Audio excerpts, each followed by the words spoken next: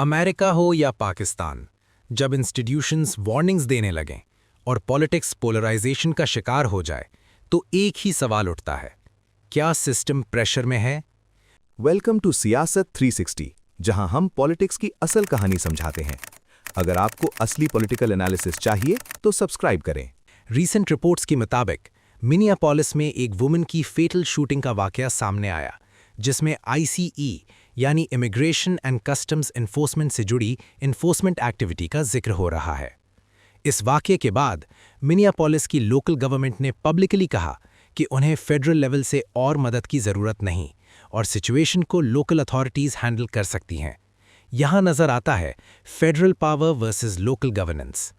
America में ये पहली दफ़ा नहीं कि फेडरल एजेंसीज और लोकल गवर्नमेंट्स एक दूसरे के सामने खड़े हो जाए।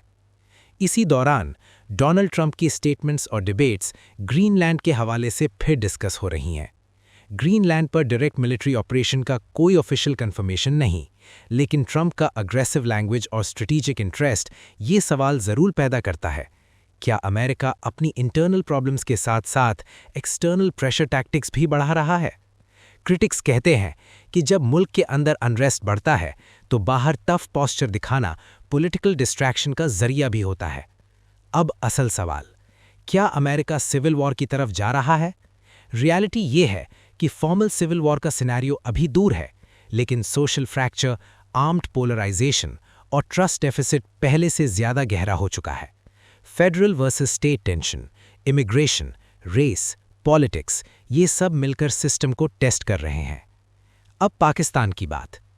रीसेंट DG-ISPR प्रेस कॉन्फ्रेंस में इंडिया और अफगानिस्तान को क्लियर वार्निंग दी गई कि अगर पाकिस्तान के खिलाफ कोई गलत कदम उठाया गया तो उसका मुनासिब और सख्त जवाब दिया जाएगा।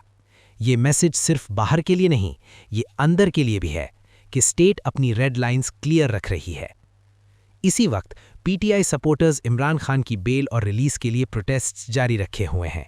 ये प्रोटेस्ट ज़्यादातर पॉलिटिकल और लीगल डिमांड्स पर मबनी है, लेकिन पोलराइजेशन यहाँ भी क्लियर है।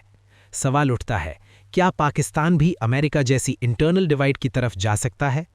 मुकम्मल तौर पर सेम सिचुएशन नहीं, लेकिन कुछ सिमिलैरिटीज ज़रूर हैं। पॉलिटिकल पोलराइजेशन, इंस्टीट्यूशंस पर pressure, streets versus state narrative. फ़र्क ये है कि पाकिस्तान का पावर स्ट्रक्चर ज़्यादा सेंट्रलाइज्ड है, जबकि अमेरिका का सिस्टम फेडरल और फ्रैगमेंटेड है। इसीलिए आउटकम्स भी मुख्तलिफ हो सकते हैं। अमेरिका हो या पाकिस्तान, जब पॉलिटिक्स एक्सट्रीम हो जाए तो स्टेबिलिटी का इम्तिहान शुरू होता है। सिविल वॉर हेडलाइन स्ट्रांग होती है, लेकिन असल डेंजर होता है साइलेंट इरोजन ऑफ ट्रस्ट। सवाल ये नहीं कि कौन ज़्यादा खतरे में है, असल सवाल ये है कि क्या स्टेट्स अपनी इंटरनल डिवाइड्स को टाइम पर मैनेज कर पा रही हैं। अगर आप पॉलिटिक्स को हेडलाइंस के बजाय कॉन्टेक्स्ट और फैक्ट्स के साथ समझना चाहते हैं तो सियासत 360 को सब्सक्राइब करें, क्योंकि यहाँ हम सिर्फ खबर नहीं, पूरी तस्वीर दिखाते हैं।